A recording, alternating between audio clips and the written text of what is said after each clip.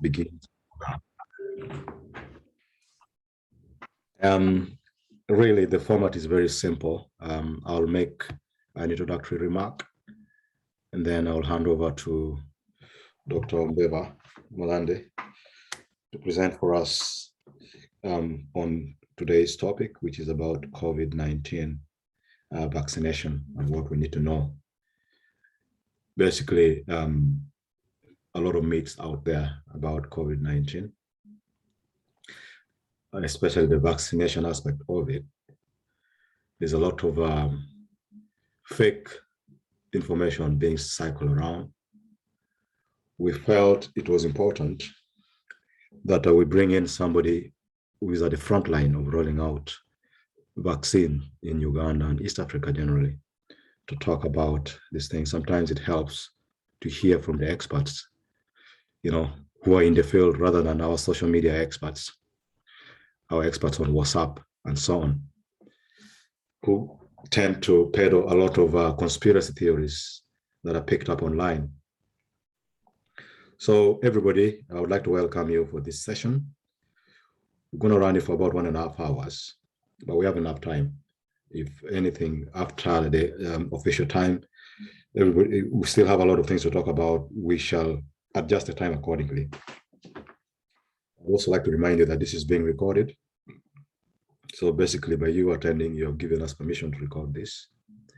So in terms of data protection, I just want to reassure you that your details that you've shared with us will not be tampered with. That is your email or whatever you've used to log into this meeting is secure.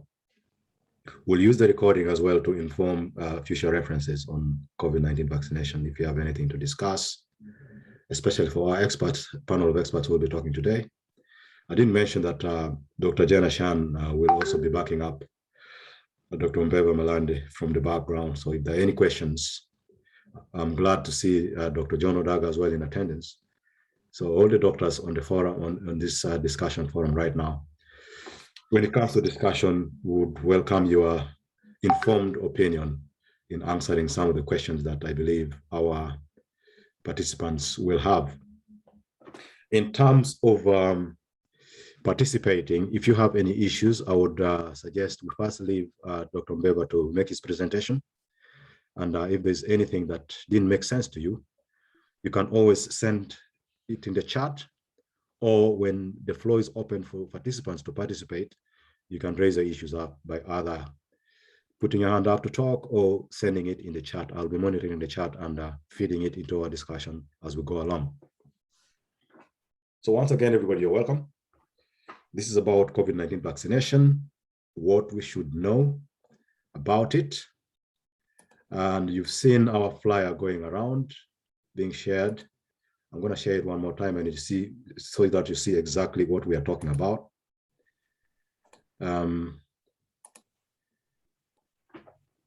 This is an initiative from Greater Parombo Development Forum. So the topic for today is COVID-19 vaccination, what we need to know. Our presenter is Dr. Mbeva Malande, who is a vaccinologist. That's a very difficult word for me to pronounce, by the way. I've been struggling with it in my mind.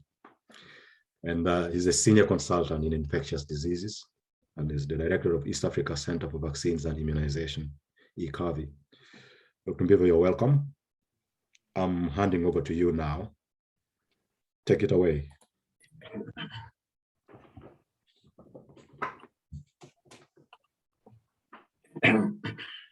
Thank you so much.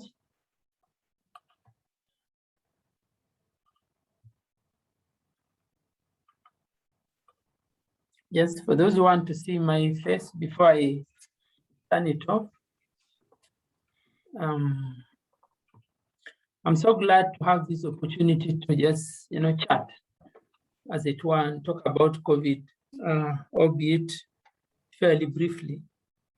And then we maybe discuss the thoughts that we may have and ideas and just sharpen each other in our understanding. Primarily, I'm a doctor for children. And my passion is talking about vaccines and teaching about them and rolling them out, supporting and advising governments and immunization programs in the region and around the world. So basically, that's what I do. And the vehicle that I used to do this is the East Africa Center for Vaccines and Immunization. I should say then that this presentation, I make it purely on behalf of this group. I actually do not mind the contents of this being shared elsewhere because we need to spread this information as far wide as we can. I don't have any commercial or other conflicts of interest whatsoever to declare. We know that COVID is a serious disease. We are reaching into almost 235 million now worldwide cases. In Uganda, as at 2nd October, we have registered 124,000 cases. So that's 2 days ago. And about 3,000, almost 3,200 deaths. So that's a significant number. We still have quite a number of people admitted in our hospitals now. And there are districts that we know which are hotspot districts, 9 of them. And our daily average number of cases, confirmed cases, has declined significantly to around 120 countrywide, between 120 and 130, which has come down to from a high of 1,500, 1,700, the numbers that we saw in June during the second wave. You can see the second wave was quite serious. On some day here we went, the highest we ever went was just under 1,800, you can see. So we pretty much have really done a lot to come down to, where we had our positivity rate in as high as 50, very high percent of positivity rate, we've come down to about 2%. So we're doing quite well. Myself, I suffered COVID, and I did write a book, Surviving COVID-19, written by myself and several other healthcare workers who have suffered COVID and recovered. And it has a lot of information, even on the variants, on the vaccines and myths, misconceptions, home-based care, hospital care. How do you deal with the loss? It's available. We do have it available in our country. It's available on Amazon as well. And even on those numbers there. Aristoc has also accepted to stock them. So for those who are in Kampala or in Uganda, you can also pick it at Aristoc or at Forest Mall at Game. There they have Starbucks pharmacies. The book is available there, or at our office at the East Africa Center for Vaccines. We actually would not even be talking so much about COVID were it not because of the variants. In fact, Uganda was one of those countries that was really celebrated to have won the COVID war, as it were, early this year. We were doing very well. Despite going through a campaign period, our numbers continue to remain fairly steady. We had only hit around 20,000 by end of last year. And then somewhere in around April, May, June there, the Delta variant from India happened. So the UK, South Africa, and Brazil also have had variants that were very responsible for serious outbreaks there. These variants have now been named into Alpha, Beta, Gamma, Delta, and many others that are coming up. Of course, when the variants cause significant deaths, significant changes in testing, in epidemiological concepts around them, then they are considered as variants of concern. If they are killing more people, more virulent, faster progression, like what we are seeing with the Delta variant, time from infection to death is significantly shorter now. So, and it's killing so many people, more virulent, more ferocious compared to the variant that came from Wuhan. So those are variants of concern. But when there are just changes, not genetic changes in the viruses, but without very serious, significant accompanying laboratory or clinical changes, I mean, we are looking at testing, detecting it with the tests that are known, or even rates of spread and even rates of progression from infection to death. If those levels are not very significant or so significant as it, then those ones are regarded as variants of interest. And we do have the Nigerian variant and the Ugandan variant, which are variants of interest, which have also been detected in our country. The most important thing, of course, to note is that while they may not make vaccines ineffective, they can actually affect, like I said, issues to do with testing, detection, and things like this. So it's important that even vaccine manufacturers themselves and manufacturers of drugs keep putting this into consideration so that they keep improving available vaccines and available drugs. In fact, researchers are currently testing about 105 vaccines in clinical trials on humans. Remember, these vaccines are first tested in animals, then tested in humans. So the phase where they are just being tested in animals before humans is what we call the preclinical phase. And then the clinical phase is where you are testing them in animals, and that's where you are in humans. That's why I said you have about 105, and 35 of them have reached the final stages, which is what we call the phase 3. In fact, FDA gives very strict guidelines for organizations that may desire to come up with these vaccines. The one they have to show that they're about 50% effective. FDA really put this bar, which at that time appeared to be quite tight to achieve. But now we realize that it is so low. I mean, you give companies above 50%, and then Pfizer comes up with a 94%. I mean, 95%. Moderna comes up with a 94.5%. The Russians come up with theirs of 92%. And then the AstraZeneca is anything between 70 and 90. And then we are all again looking at ourselves and saying, did we set the bar too low? But this 50% was set with the thinking and understanding that viruses that are closer to the coronavirus, like those ones in the throat, like flu viruses, their effectivity is only about 40 to 60%. So this did make sense at the time. And even I think at the moment, there's really no much need to change it. In any case, the most important thing was to try and get a vaccine that would help in the interim as you try to contain this disease. And in fact, almost all the vaccines except Pfizer's have received only emergency approval. The Pfizer one is now fully approved. Vaccine makers were to follow their volunteers, and people are getting the vaccines for up to 60 days after they get their second shot. These shots are supposed to be 3 or 4 weeks apart. You have to follow them 60 days after the second shot to make sure that there is no bad, very serious side effect of any kind that may harm the people. Really an issue of safety and adverse events following immunization. And then document at least 5 cases of severe COVID observed in participants who received a placebo. Now you need to know that by the third phase, remember I showed you the phases, phase 1, phase 2, phase 3. In phase 3 of testing, because phase 1 you use very few people, about 15, 20, just is it safe or not. And then phase 2 you take it up to about 100, 200, 300. And then phase 3 you are talking about thousands. Moderna used 30,000, Pfizer 43,000. So you're talking about higher number of thousands of people, and some of them, significant number of them should not be on the vaccine, should be on what we call a placebo. Could be sterile water for injection or something like that. And these particular people, because they're not getting the vaccine, it is given that if the vaccine is protective, then they will have cases of COVID in those who are not on the vaccine and who are receiving a placebo. And for that matter, about 5 of them were supposed to show severe disease. When that happens, then now you'll have satisfied the requirements. So many companies received approval. In fact, you can see here that there are quite a number of vaccines. Bharat Biotech of India, Sinopharm Wuhan of China, these particular ones they get the virus and just inactivate it, the coronavirus, inactivate it and then use it. Together with Sinovac. And then you have Novavax of US, and this particular one uses proteins, some protein parts of the virus that are used to induce the immunity. Vector Institute also is trying to use a protein to come up with a vaccine. And then Johnson, which we know about, Johnson, they have a subsidiary of this company called Janssen, together with Johnson, together with the Gamaleya Institute of Russia, which had Sputnik as their vaccine, and AstraZeneca, which of course combined with Oxford University to come up with the vaccine, Covishield or Vaxzevria. These ones here use an adenovirus carrier. So what happens is that the adenoviruses which are dead, but they carry the message.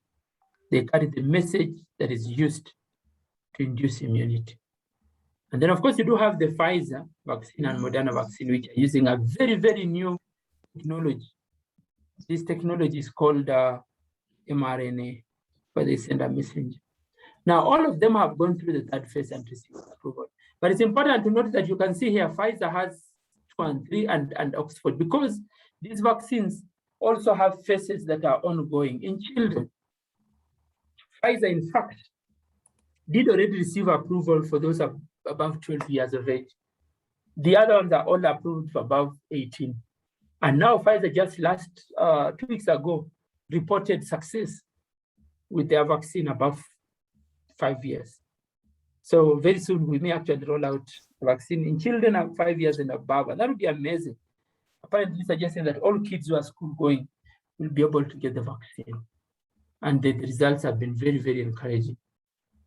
So this is and these vaccines are very many also being manufactured. So it's not only these ones that are shown here. Also suffice it to say that all these vaccines are given as 2 doses. All these vaccines are given as 2 doses, except the Johnson one, which is given as 1 dose. Malaria. Yeah, I request that the one who is talking just allows me to finish then. I've muted them. Okay, thank you. I need also to mention that one thing that we've noted initially, the Pfizer and Moderna vaccines were requiring very, very low, and they still do anyway, temperatures, -15 to -25 for Moderna, -80 there, -60 for Pfizer. But we know that Pfizer did actually give, about 2 months ago, around the end of July, allow countries to be able to store their vaccine at usual temperatures of 2 to 8 degrees for 30 days. And the same thing for Moderna. And this has been very helpful because then it's allowing many of us to be able to roll out these vaccines. In fact, last week in Uganda, we were rolling out Pfizer vaccine in the Kampala metropolitan area. Of course, including Kampala, all the divisions, and then Wachiso and Mukono. We've been able to roll out Pfizer, and we are now going to roll out Moderna across the country. Across the country, the whole country, we are rolling out Moderna this week. From tomorrow, we'll be launching this Moderna vaccine. So now we know that we have 30 days window within which to give those vaccines. And the bigger question actually, and what question people are asking me every day is that, doctor, which vaccine do I choose? Now we have a chance to have Moderna, we have a chance to have Pfizer, we have a chance to have Johnson. What do I go for? Which one do you think is the best? And I think my answer to them always is, while we do know, and we've been saying that the best vaccine is the one that reaches you the first, but it is more comforting to note that all the vaccines achieve the desired effect equally. So really, whichever vaccine you get, just get it. Why? Because the goal for getting the COVID vaccine is not to prevent you from getting COVID. You get the COVID vaccine, it doesn't mean that you will not get COVID again. It just means that when you get the COVID vaccine, the next time you get the virus, be it from a variant or something else and comes to you, it means that you will not be able to progress to very severe disease that requires ICU admission, requires oxygen, or even die from it.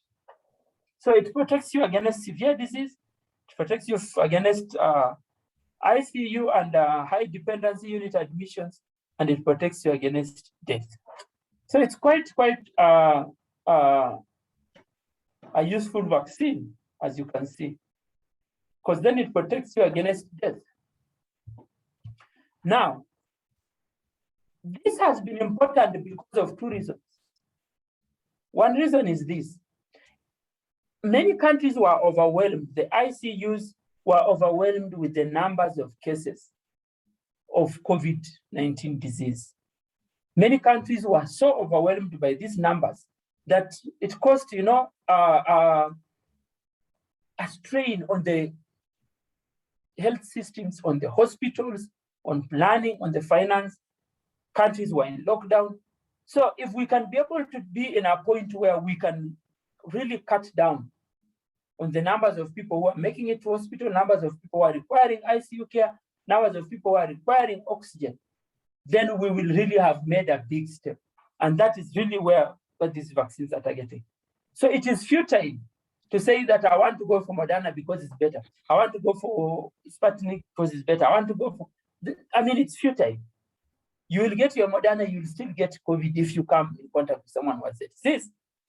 Only that you will not be able to get twice. So in fact, that case, then you are better off getting whatever vaccine that teaches you first, because then the problem and the biggest concern now is scarcity.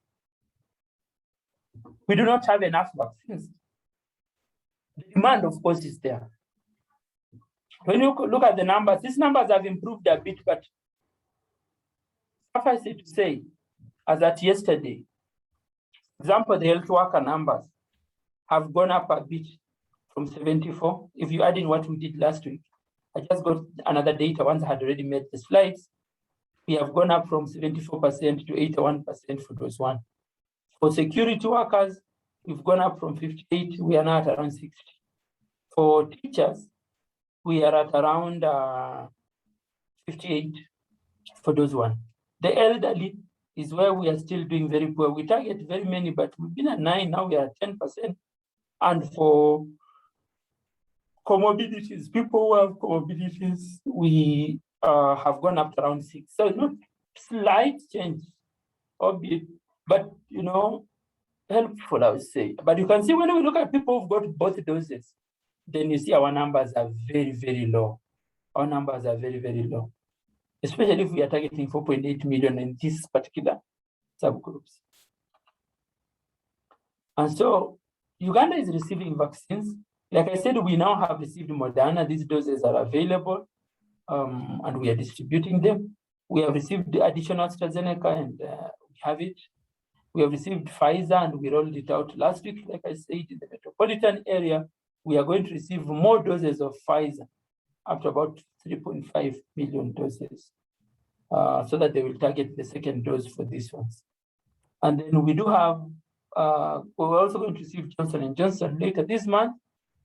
Sinopharm was supposed to have come end of September, but it delayed, but we are receiving it at the end of next week, about 2 million doses. And we hope we can mop up the numbers for the teachers who are not vaccinated so that we can allow room for the schools to open. AstraZeneca, we will also be getting a few more doses mid-October. In fact, this will help to bridge the gap of them that got first dose and hadn't gotten the second dose. And then Johnson & Johnson will also get under November. But this is just what is planned in the vaccine pipeline. So people get these vaccines and they do get side effects. In fact, it is very wrong for someone to think that there are no side effects. They are there. There's headache, there's rash, there's pain at the injection site, vomiting and abdominal pain, dizziness, fatigue, tiredness. People talk about nausea and vomiting and decreased appetite, dizziness, body chills, body weaknesses. And for women, the even disturbances in menstrual flow. And these disturbances in menstrual period in women does not only occur with the vaccine, it is even more pronounced with the disease. Now, what about children? So I said earlier that only Pfizer has been approved for children above 12 years of age. All the other vaccines are 18 years, and we do know that Pfizer has just found a vaccine that is highly effective in young children aged 5 to 11 years. So in fact, Pfizer has a plans to apply to the FDA, and I think it did now, to get authorization so that they can be able to have their vaccine license for between 5 years to 11 years. And there's urgent need for children now, because remember, children account for more than 1 in 5 new cases of COVID-19, particularly with the Delta variant. So we need to be able to now loop them in, especially if we have to think about safe school reopening. What is being seen elsewhere? I mean, if you looked at the picture that is going on regarding this vaccine, in a study done in the UK, this was really an audit of the people who had received the vaccine and where they were. In fact, they showed that for people who have the vaccine, when they give the disease again, symptoms go down by 70%. Hospitalization rates go down by 85%. And this is not surprising because I did say to you that the vaccine makes someone not be hospitalized. So more than 85% reduction, and death more than 75, close to 80% reductions in deaths. So that was very, very encouraging data that emerged from the UK. And in the US, when they looked at what had done and how the vaccine have had an impact, as soon as they approached 20%, populations who have at least one dose, they had these sharp reductions in as you can see here, in both disease and death and adverse outcomes. What about Israel? They said in the Israel, remember Israel rolled out both Moderna and Pfizer vaccines. And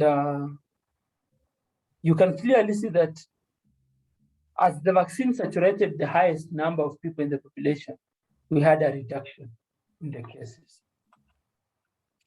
And this study from Alberta that looked at COVID-19 patients in the ICU setting and just looked back to check and see whoever got vaccinated, whoever was unvaccinated, whoever got, something like that, who got one dose, who got two doses. And one thing they found was that in these numbers, you can see this red cloud is the number that constitutes the unvaccinated. So now we do know, and it is now very clearly being appreciated, that in this, in most regions, especially those of developed countries, but in most regions, the drivers of disease now are the unvaccinated. The unvaccinated people are now the drivers of the pandemic. Now, this particular slide looks at if you are to compare how our diseases now occurring in general, and you can clearly see here, if you look at this red outfit, this is for the totally unvaccinated.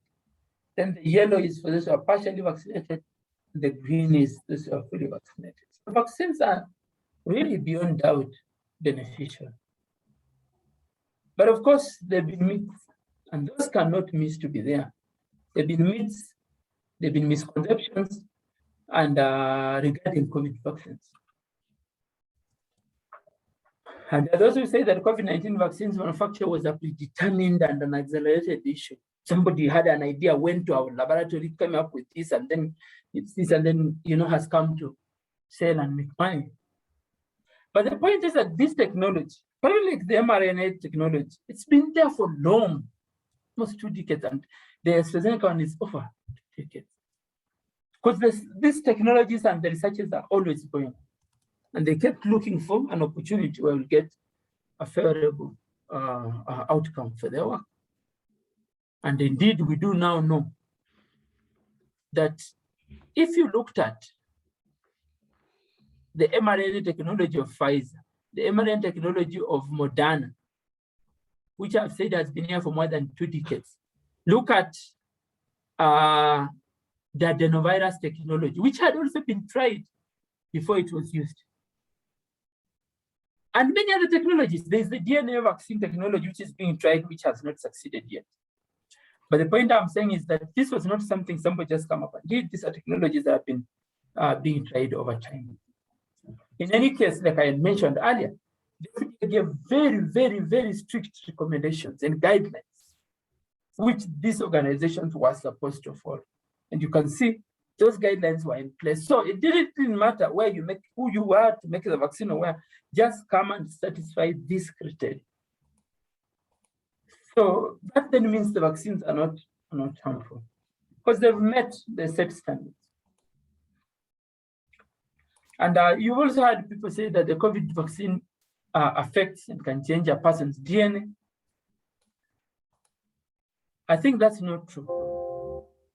First of all, it's not even a DNA vaccine. The mRNA vaccines, the mRNA is the instructions of the body to make a protein. And some vaccines are deployed by actually giving a protein or giving a small, tiny component of the virus that we're trying to vaccinate against. So that's another important thing to know. And then there are those who say vaccines cause infertility. And this, one of the things that has driven this point is what I told you earlier, that there are people who are on the vaccine and end up with a disorganized or altered menstrual periods flow cycle, especially for the women. And anything happening in that line, they think, oh, I'm going to, be infertile. But the point is that we've not shown any evidence so far. There's been really no concrete evidence that links the vaccine of coronavirus or any of those vaccines with infertility.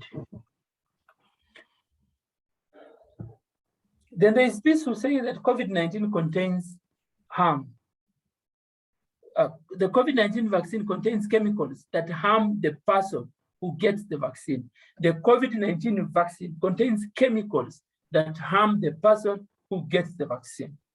Now, I want to say here that we do accept that the vaccine has very many things. One of the things it has is the active material, the real part of it that will enter the body and stimulate the cells of the immune system to produce the required reaction. Let's say maybe to produce the cells, the T or B cell immune responses. But apart from that active material, these vaccines also contain some materials that are inactive. They contain adjuvants, which are aluminum salts that enhance the immune responses. They contain preservatives, which are like thimerosal, and they even have, and remember, these antibiotics control infection so that there can be no bacterial growth inside them. And then they have stabilizers, and stabilizers are proteins or other compounds that extend the shelf life of the vaccine. Salts and acidic solutions are also contained inside them, and they just provide the required sodium chloride, acetic acid, contain pH. And then you can have diluents, which are then used to reconstitute the freeze-dried vaccines. Sometimes the vaccine comes and it is so freeze-dried powder. And this particular diluents there are used when you're reconstituting the vaccine. So none of them really is something harmful. Then I've also had the myth where people say that if already I had COVID, I don't need a vaccine. That's not true. The CDC actually does recommend that everybody should get the COVID-19 vaccine. Now, in our country, we do not have a requirement that if somebody tested positive, they should go and test negative first before they come to vaccine. What we just say is that so long as there are no symptoms. And in fact, if one has means, then they can do a second PCR, but it's not so important, so long as one can adhere to the recommendations. If they can't get a second PCR test, then they'll count 21 days from the first PCR. Now, assume somebody had gotten a vaccine and now has problems, is sick, something, so that they need their second dose. But these particular people are not able to afford to pay for a PCR test because PCR tests are expensive. I've already said, if you can do it, do the test. If the test is negative, get the vaccine that day. But what if you cannot be able to afford the PCR test? Then you just have to wait. And we have done a study locally. We found that for our patients who had COVID, most of them by day 14 are now testing negative. A few reach day 21, but majority of them by day 14, they have all at least got the vaccine. So this actually then leaves us in a situation where we had to look at this and say, if by day 14 they've already gotten negative results, and day 21 almost all are negative, then in a situation where we are not going to do tests, then 21 days are really acceptable for them to get their second shot of the vaccine. So that's the important distinction you need to make. But then again, remember, this is just on programmatic basis. Yeah. The minimum duration, and if you enter a vaccination center, they ask you, did you have COVID recently? So you had, they tell you 3 months. The rule about 3 months vis-a-vis this particular one is because of programmatic reasons. If the vaccines are available, get them. That is the most important thing. It's for programmatic reasons, not really hard, fact, scientific reasons that there's something really harmful if someone gets the vaccine once they've recovered from a disease. No. In any case, the COVID-19 vaccine targets those weak people.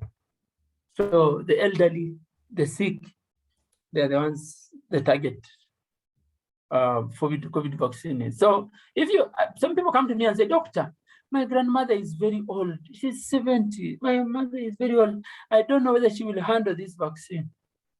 Those are the people for whom the vaccine is made, because the deaths are very high in those particular age groups. Now, what about the question of wearing masks? That getting the COVID-19 vaccine means I can stop wearing my mask and taking coronavirus precautions. You can't stop wearing your mask. We have not yet immunized a substantial amount of our community to be able to declare that the questions on COVID are false. So one has to continue to wear their mask. And when you're wearing your mask, make sure that the mask is worn well. Not on the nose, not on the forehead, and not on the chin. And even if it's there, it should fit well. Those are the important aspects of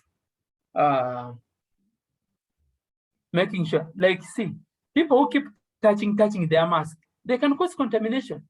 People who keep removing it, turn it the other way, they next time may not know which direction the mask was facing. And they can easily cause spread of the disease. So make sure that your mask is aligned in the right way. And that's this first one.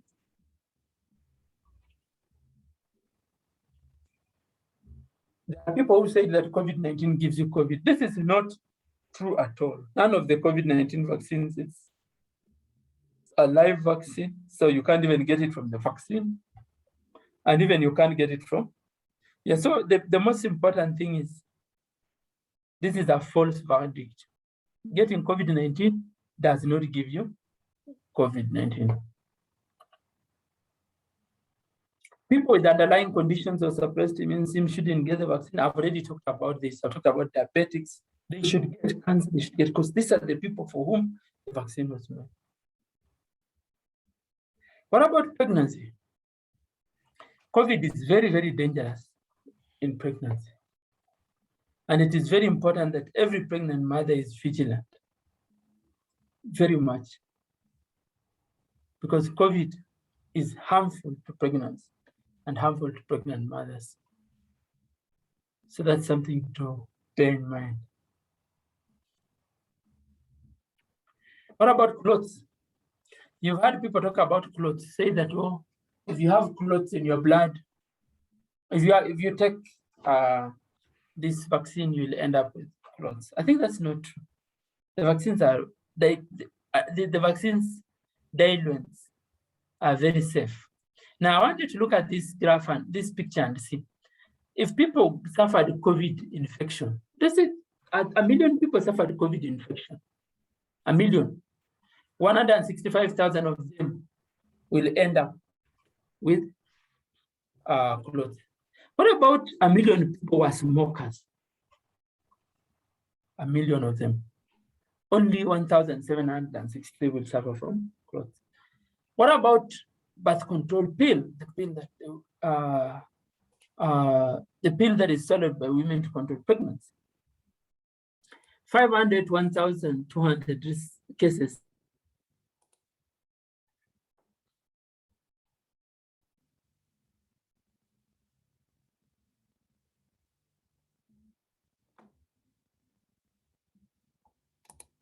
In one minute, assume you got AstraZeneca vaccine.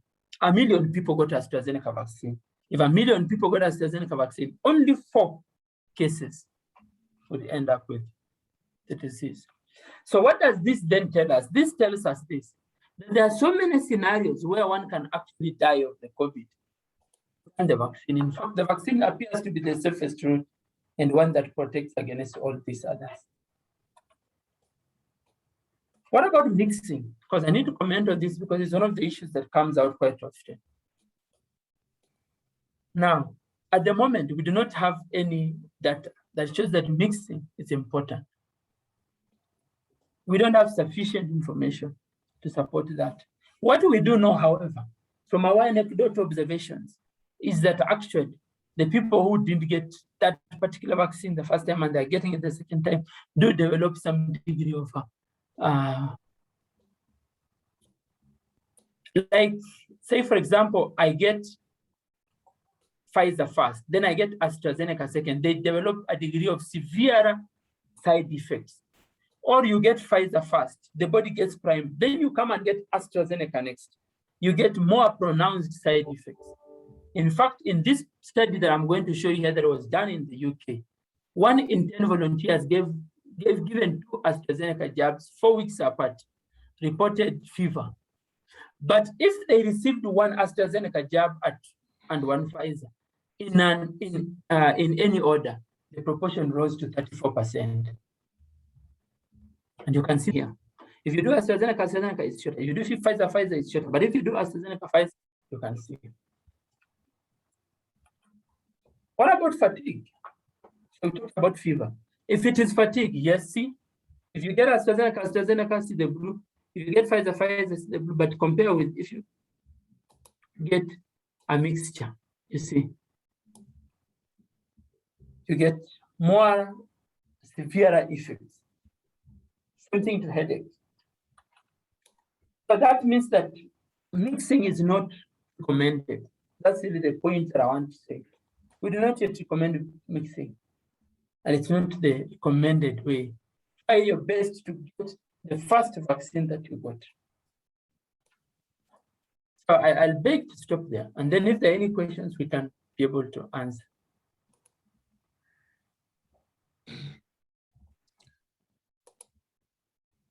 Thank you very much, Dr. Mbeva. That was a very fully packed presentation you've given us, an information-packed presentation. I'll just give a brief recap on what Dr. Mbeva has talked about. By the way, am I pronouncing your name the right way? Yes, it's Mbeva, so you are very right. Okay. Yeah, thank you for that. You've talked a lot about, especially what the vaccine is and what is not, and that is exactly precisely what the topic for our today's discussion is about.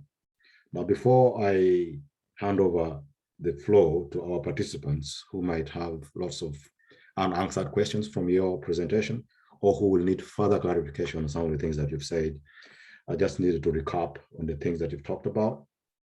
You've talked a lot about the side effects of the vaccine, which has been a very common theme in some of the discussions that we've been getting online, especially the way people react. We've always insisted that people react differently to this vaccine.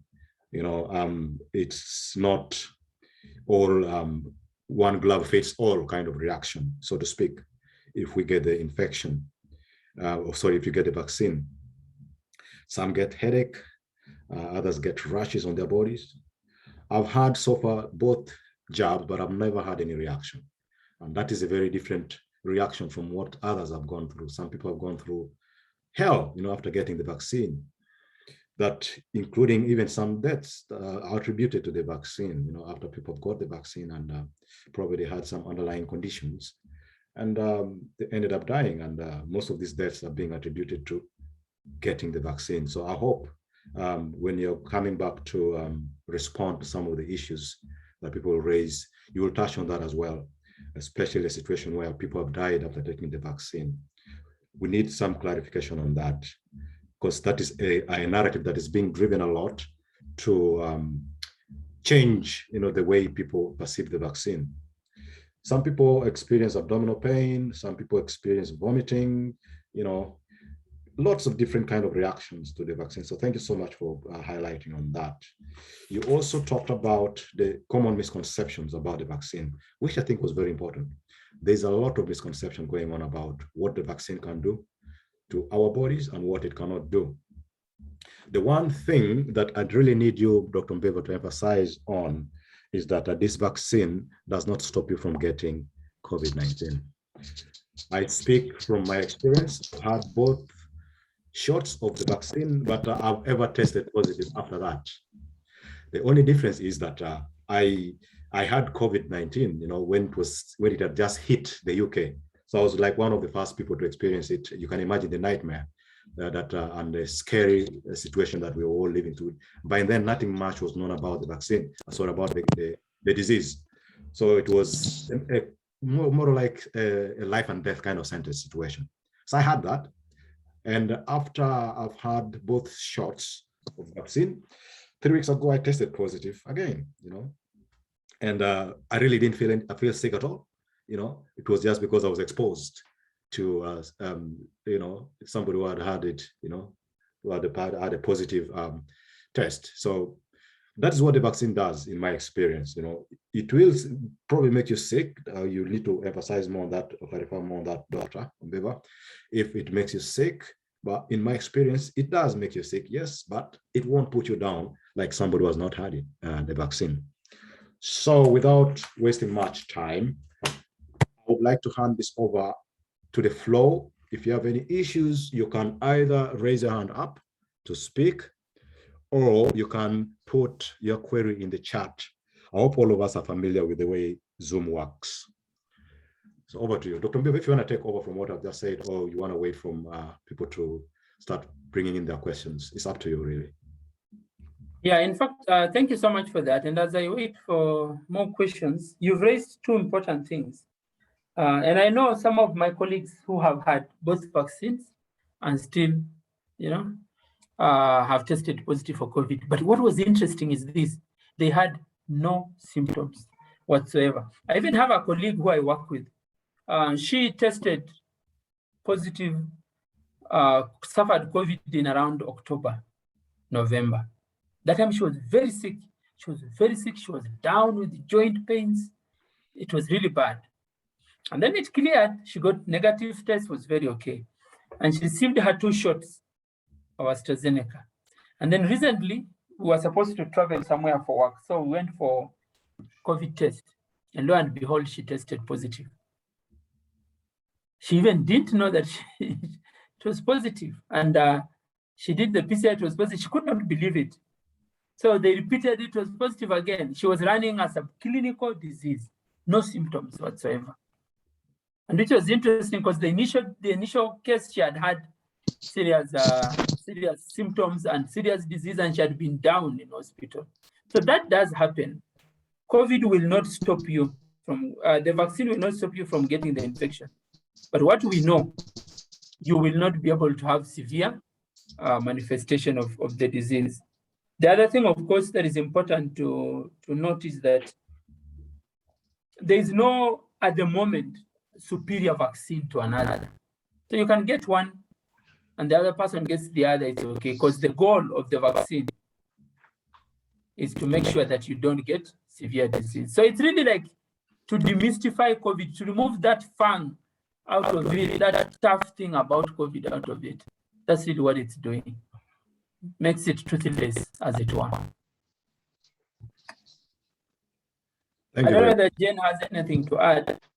Yeah, I was about to ask Jen about that. So you jumped the gun for me, really. That's nice. Dr. Jen, are you still with us?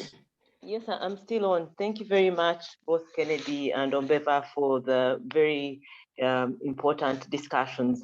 And I think really we know the genesis of this meeting. The main thing is to highlight the importance of the vaccination. The vaccines work.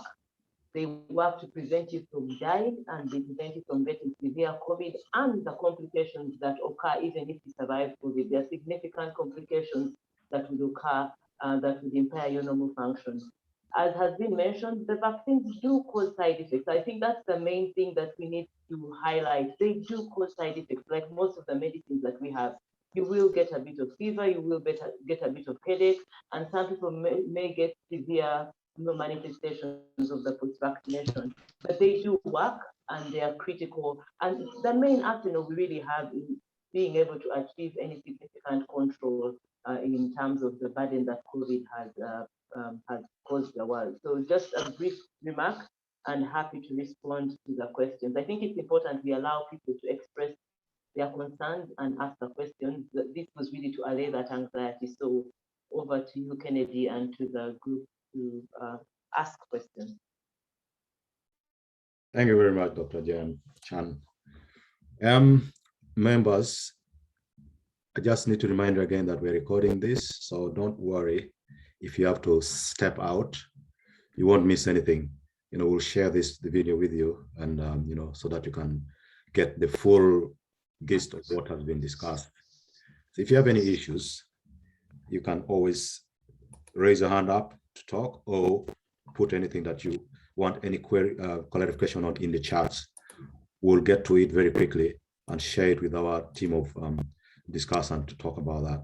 I'm seeing a few doctors on the forum. Dr. John Odaga, you can always jump in, chip in if you have anything to add to what the two learned, much as that term is used only for lawyers, but I want to say everybody who learns a trade is learned.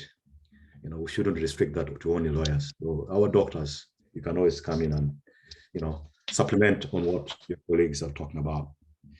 I've got a question here from Ronald Ozunga saying, are the vaccine retested in Uganda or not to clear?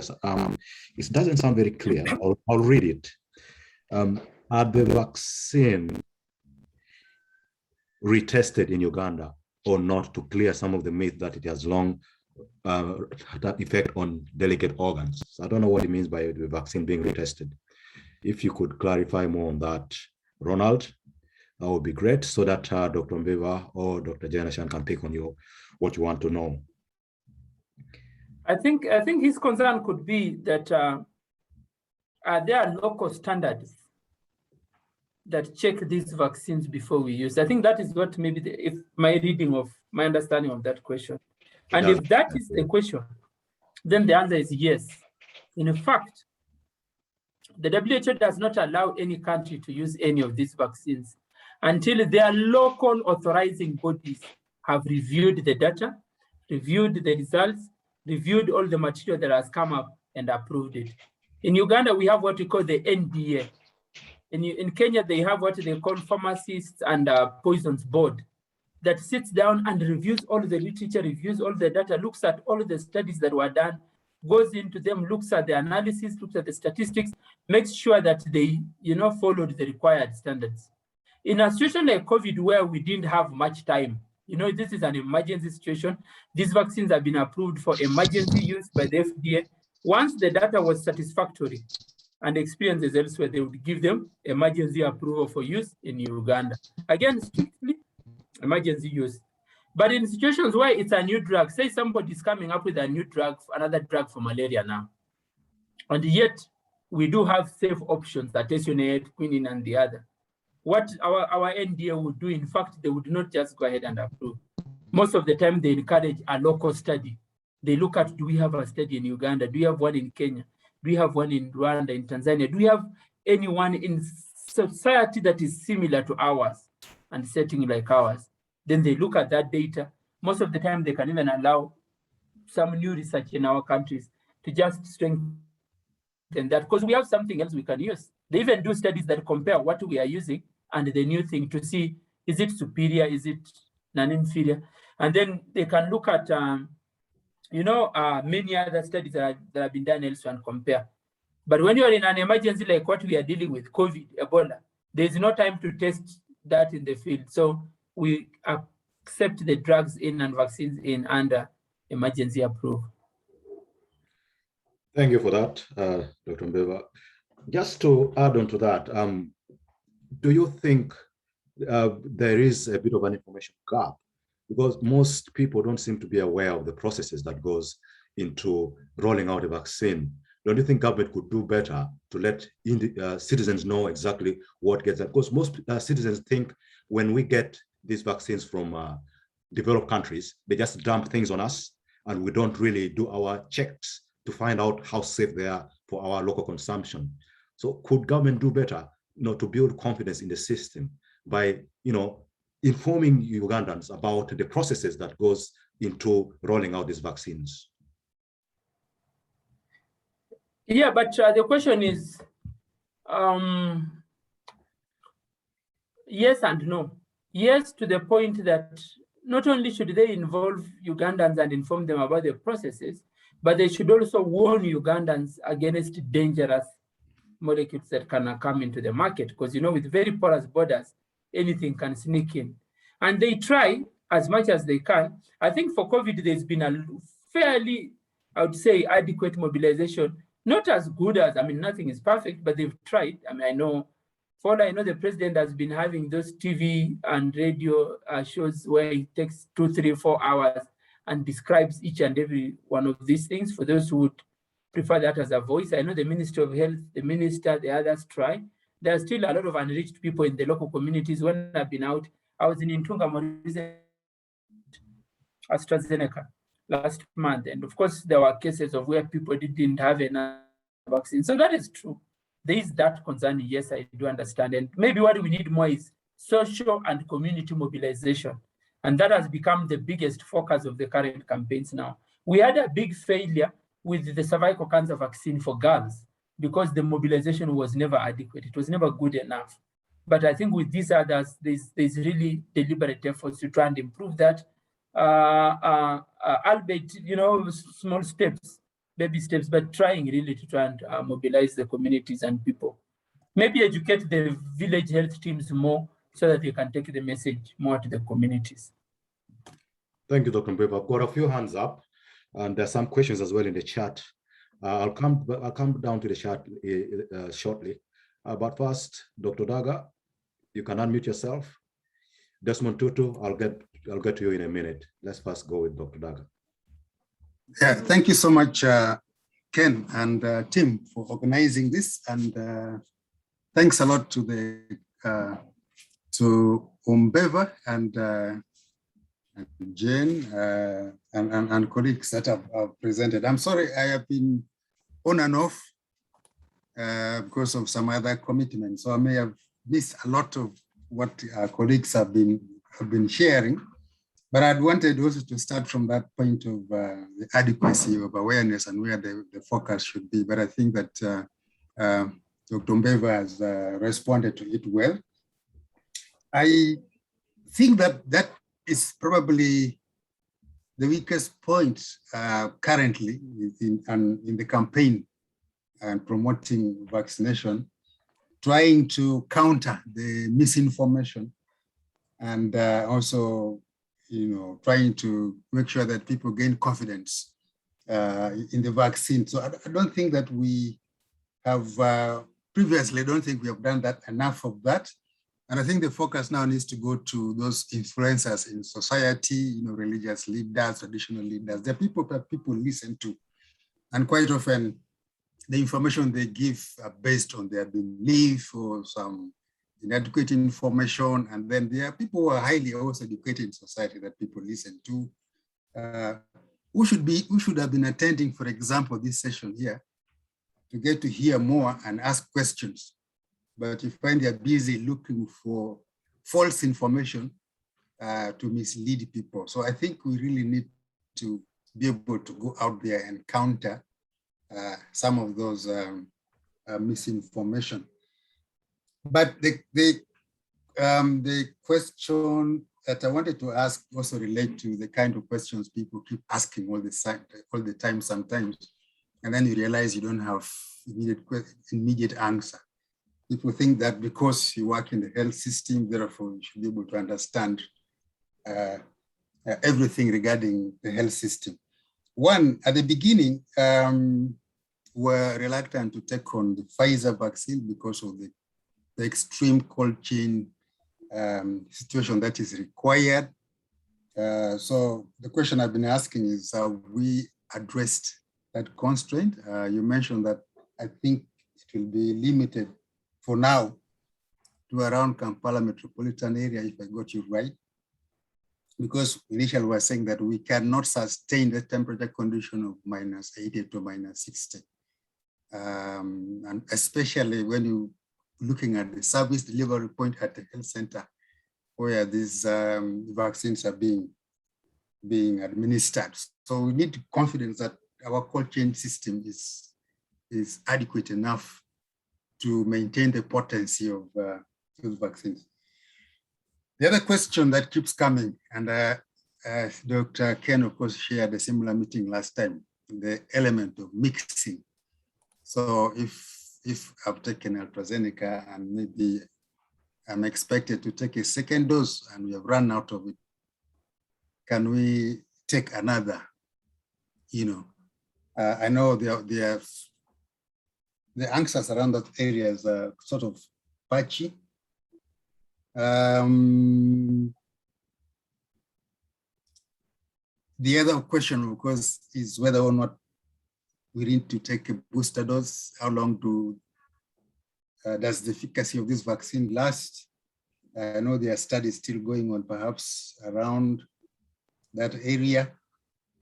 So maybe these are some of the 3 common questions that people are always asking about every now and then. And I'm sure that some of you are very much in the front line and up to date with information in these areas. Thank you.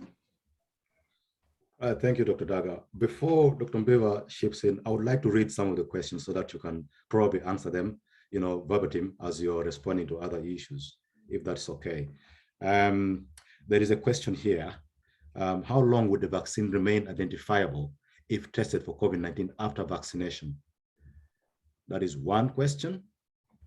How long will the vaccine remain identifiable if tested for COVID-19 after vaccination? And then another question is, how true is it that the vaccine only lasts 6 months? So how long, asking whether it lasts for more than 6 months, and the side effects, the short, middle, and long-term side effects. And another one is about how safe is it for children below 12 years to take the vaccine? And if so, what type of jab should they take? Another one is, are there disadvantages of those COVID vaccines? If yes, could you please explain them? And another one is about, if you have side effects, what kind of drugs should you take, to help mitigate the side effects? And there's another one about side effects of blood clot. How true is this information? And if so, what can be done to curtail the blood clot, or what medicine can be used, to avoid that? I hope you've got all the questions written down, Dr. Mbeva. If I have to repeat them, please let me know. Desmond. So I've noted the one of COVID-19 test after vaccination, the one of vaccine lasts, whether it's more than 6 months, the side effects, the short, long meter, clots. Yeah, I think those are the questions, yeah. Desmond Tutu, you had your hand up for quite long as Dr. Mbeva thinks about the appropriate answers to those questions. Can you unmute yourself and say what you have to say, please? Thank you very much, Dr. Javuro. Thank you, Dr. Mbeva. Well, indeed, I had my hands up for a long time. And thank God when Dr. Daga came on, he somehow, responded to some of my concerns. And also Dr. Mbeva later on hinted on some of them. Well, thank you very much for this platform. Personally, I would like to say, as a concerned citizen, it's my first time having the opportunity to have a live discussion on Zoom on issues to do with COVID vaccines. And of course, have a presenter that I can listen to directly. Besides having read a lot of information online, having had so much discussion with colleagues, with friends, with OBs and OGs on, like WhatsApp, Facebook, and other fora altogether. But this opportunity is quite encouraging, it's quite educative, and I've appreciated it, listening from a professional from that point of view.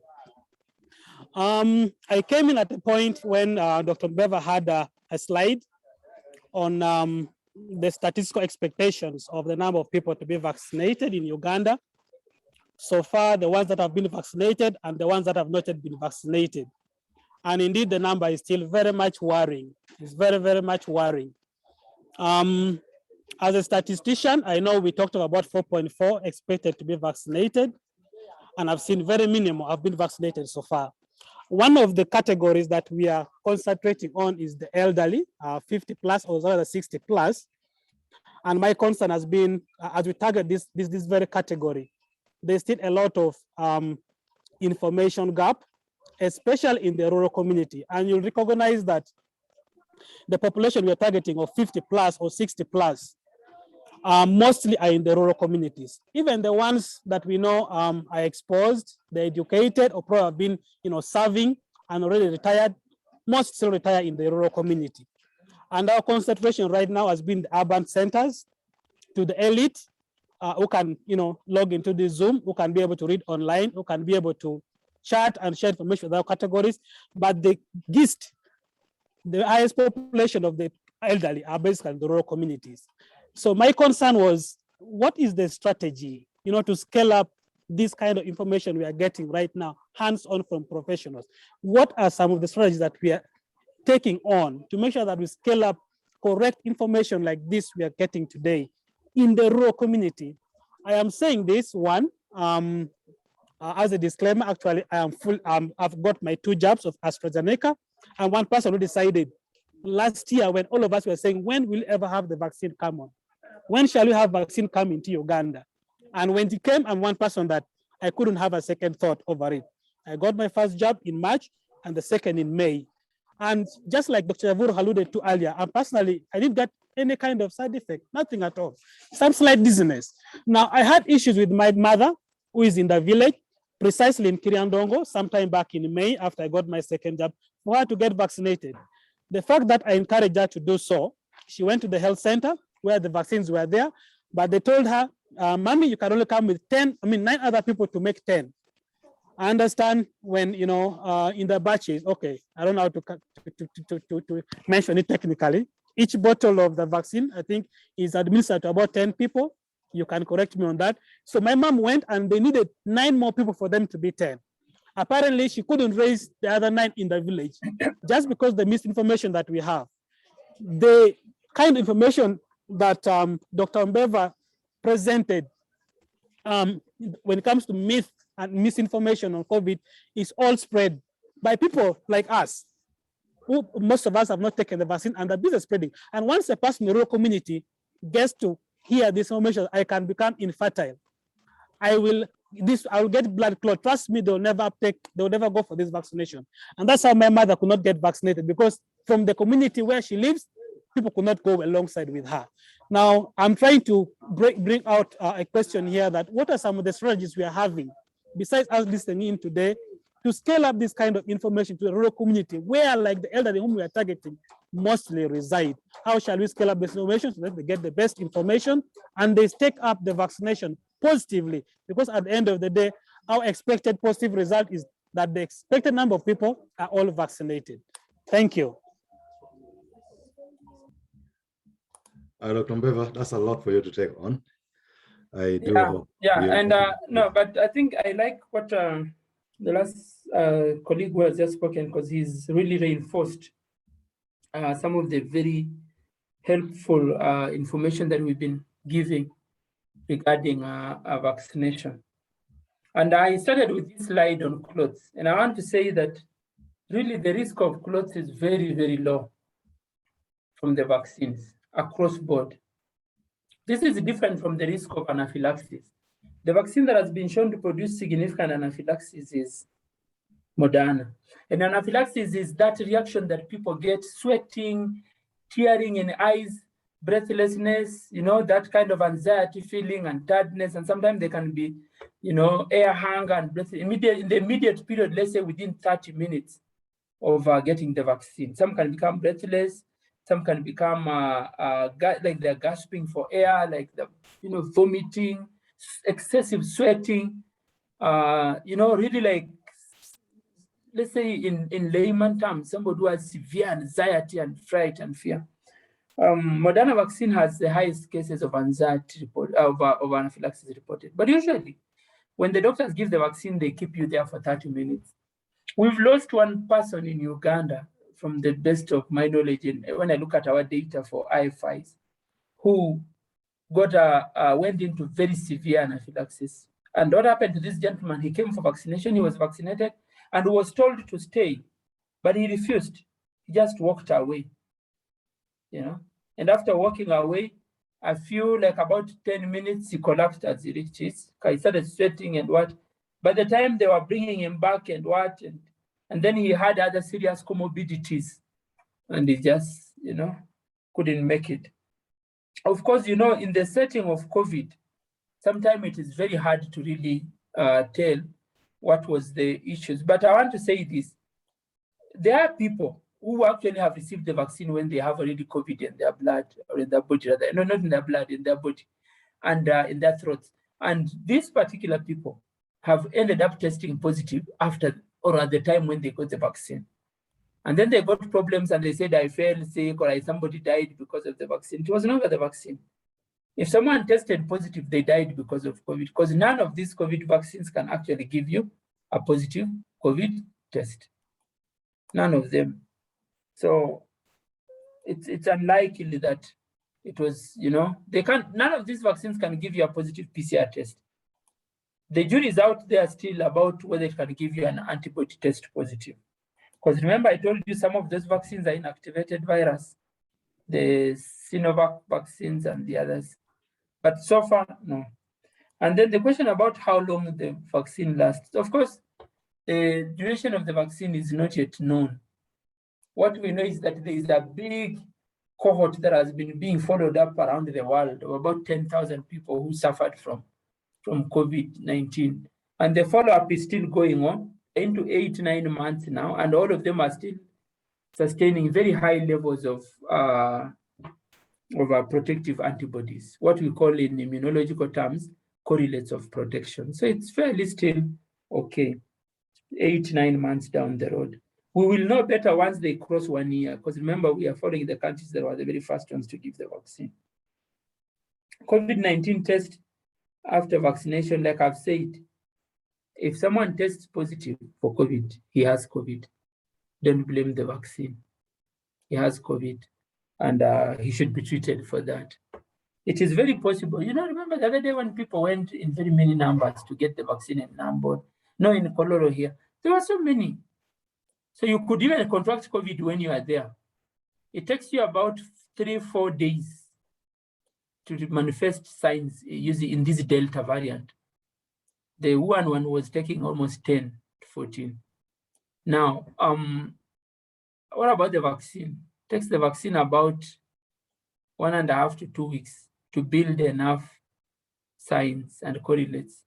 So it is very possible that if you got the vaccine on the same day you contract the disease, your COVID disease will progress and manifest faster even before the vaccine has taken you to the higher level of protection that is required. So those ones who suffer, if they test positive, then they have COVID. In terms of children, and I'll put this slide up to show that, like I said, all the current vaccines were tested in people over 18 years of age, except the Pfizer, which was tested in 16 years of age and above. And I went on to say that Pfizer went further and did a study and actually received approval to use their vaccine in children 12 years and older. And now, a new study just 2 weeks ago by Pfizer has found that their vaccine is safe and highly effective in young children 5 to 11 years.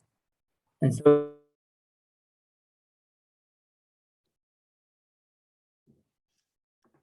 Pfizer plans so that they can be able to give the vaccine to children 5 and above. It's the only vaccine. AstraZeneca is also running a study in children between 2 years and above.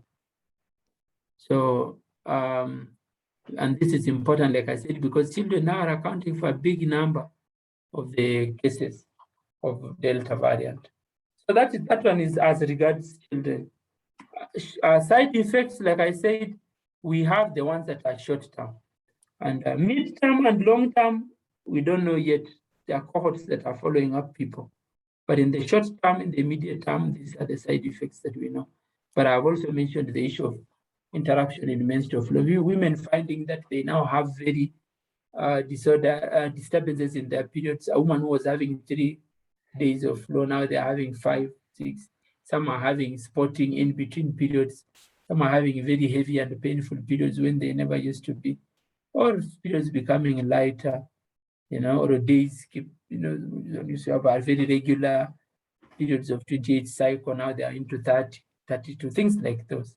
But it's short term, it's not long term for the vaccine.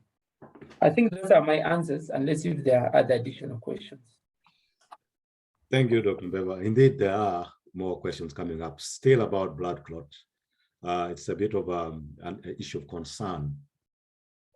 There's one here, which is asking if there are any precautionary measures one can take, to reduce the chances of blood clot to 0%.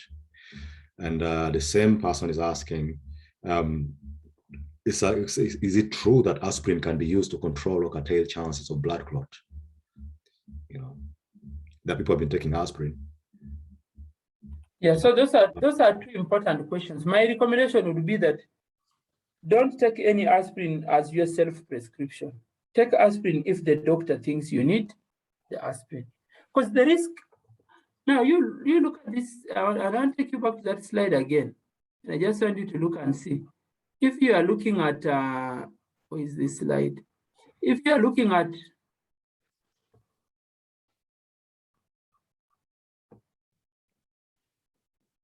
here, I've told you, a person who has COVID infection, the risk of clots, 165,000 in a million. A person who had AstraZeneca, 4 in a million. Birth control pill, 500 to 1,200 in a million. Smoking, 1,763 in a million. So if you are to give aspirin, who do you give? Do you give the one of a risk of 4 in a million, or do you give the one of 2,000 in a million who are smokers, or do you give the one of 1,000 in a million for birth control, or do you give the COVID patient? Who? People don't want to give the COVID patient the aspirin, but they say give it to the AstraZeneca. To me, it doesn't make sense. The risk is here. Find a way to avoid COVID or a severe form. Because remember, the COVID cases that clot are the ones that are very severe cases that are admitted in hospital or in ICUs or on oxygen. So the best thing is that don't get COVID, or when you get COVID, make sure you don't get to that level of very sickness, of requiring ICU, requiring oxygen, being very severely prolonged in hospital. And which is the easiest way not to get there? It's here, the vaccine. So the better route then is to give the vaccine. There's no grounds really to give aspirin in a vaccinated person. Yeah. Thank you very much, Dr. Mbeva. We don't seem to have any more questions, but members, the floor is open. Anything that you feel you need clarification on, we got Dr. Mbeva here and the other doctors as well on the forum currently on call who can chip in, to supplement what Dr. Mbeva is saying. I'm not seeing any more hands up. That gives me the impression people are fully satisfied with what the information they've received so far. But we are not closing yet. We are still open, depending on the availability of Dr. Mbeva. If you're still with us, and Dr. Jen, if you're still with us, we'll carry on. Any members who are still joining us, if you think you've missed a big chunk of this presentation, we're recording it, and we'll share the video with you so you can share with people, who have not attended. A lot of the things that were talked about today have been about demystifying the vaccine. Some of the things that are doing the rounds, especially on social media, like they say, rumors really have long legs.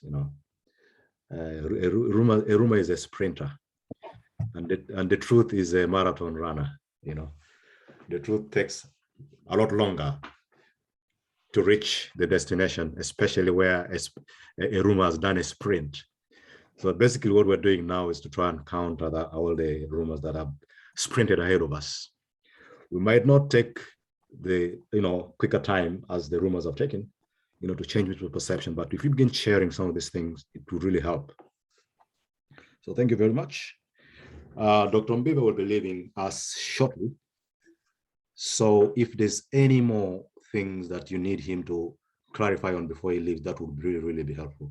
Because we don't want him to go and then you start coming out with the issue saying you didn't get any clarification on this and that. You got your opportunity now. There's no better person right now to explain these things to us than the people on the front line. And he is one of the people really who are boots on the ground, so to speak, when it comes to vaccination. So let's not take this opportunity for granted. We've got about 10 minutes with him. We are getting information, messages of appreciation, Dr. Mbeba, in our chats. You've done a good job. So I would like to thank you, specifically for making the time to come and talk to us, the people of Parombo, about COVID-19 vaccination. And of course, by extension, others who have joined us from other parts of the country, from other parts of the world. I would like to appreciate you making the time to be with us. People like Nyainga Peace from Denmark, you are very welcome. Thank you for joining us. Dr. Daga, thank you for making the time for us. Dr. Jen, thank you for making the time for us. The rest of you, if you haven't mentioned your name, please don't feel bad. I'll keep reading the names just to thank you for taking the time to be with us. Desmond Tutu, thank you. Is that your right name, by the way? Is that Desmond Tutu name, or is just a social media name? I've been seeing that for a while. Patrick, I'm assuming that is Dr. Patrick. Orombi 4, I'm assuming that is our LC5 chairman. If not, I beg to be corrected. Emmanuel Thoriek. I don't think Thoriek, but that's your name again. Thor Wangepe. Lillian again, Thor. Thank you for being with us. Gasparo Kumu, our elder, thank you for joining us. Onen Hudson and Batin Barrow, thank you for being very active on the chats and asking questions. We appreciate everything that you've asked, and I hope you've got all your answers today. Now, as a final recap, the information that we've got today, let it not just stay with us, because any information, any knowledge that you've got, and if you sit on it, it is useless. Let's take this out and share it on our different forums. We know of certain individuals who are very good at spreading fake news, spreading all the myths and misconceptions about COVID-19 vaccine. Let's attack them with the truth by sharing this video. Let them watch it. If they have nothing else to add, they should forever keep their peace. We would actually advise them to go and get vaccinated. If they don't want to get vaccinated, we should advise them not to discourage people who want the truth about vaccination. We shouldn't let them just be misled.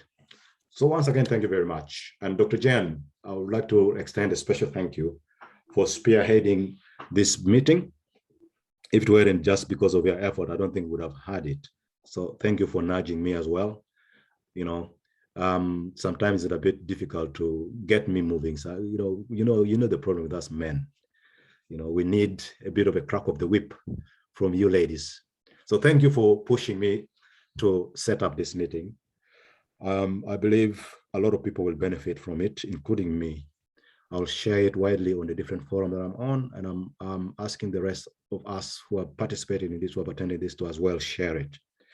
If there's nothing else more that we need to add to this, I would like to formally close this meeting and this discussion.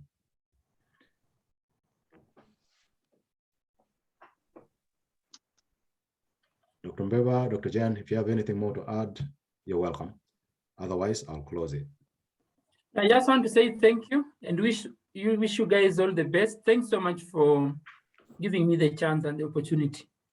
I've really enjoyed being together with you guys, very brilliant. And let's share this video and have many more guys who are not able to attend, who are all over to listen, Let's keep spreading hope and spreading the right message.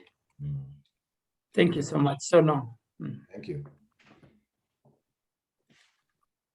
And without much ado, everybody have a good evening and a good night.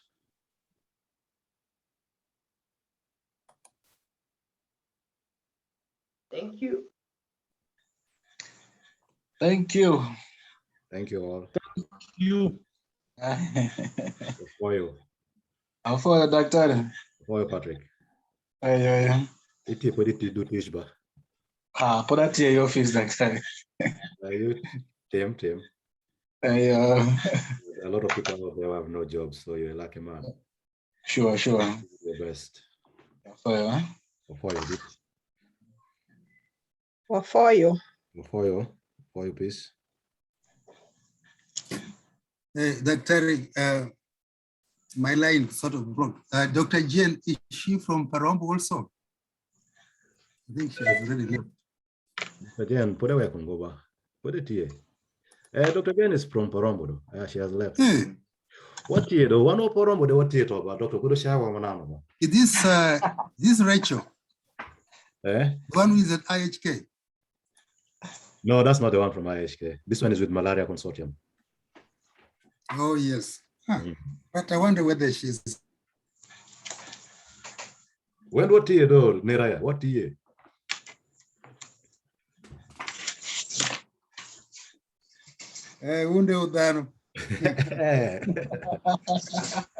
Doctor, you should know that Parombo they get down. When what year? Moko Berling. Boy, boy, catch it on watch Berlin. What you teach more than you Doctor, stand up for this initiative. Yeah, it was really good. For you. Patrick Amoti. Nera for you, though. Dr. Temutin